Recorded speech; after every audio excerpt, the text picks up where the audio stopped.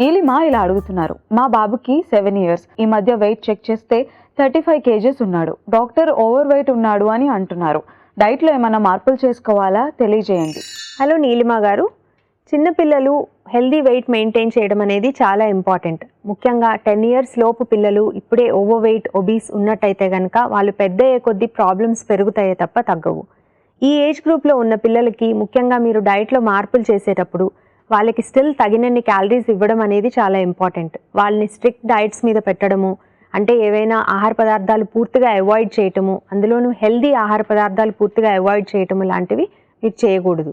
కూరగాయలు ఎక్కువ ఉండేలాగా ఆహారం ప్రిపేర్ చేయటము, అట్లాగే దాంట్లో ఫ్యాట్ కంటెంట్ కొంచెం తక్కువ ఉండేలాగా చూడటం. రెగ్యులర్గా ఉండే ఫ్యాట్ కంటెంట్ కాకుండా అడిషనల్గా డీప్ ఫ్రై చేసినటువంటివి కానీ, జంక్ ఫుడ్స్ కానీ ఇట్లాంటివి పూర్తిగా కట్ డౌన్ చేయాలి. అండ్ స్వీట్స్ లాంటివి కూడా అవాయిడ్ చేయాలి.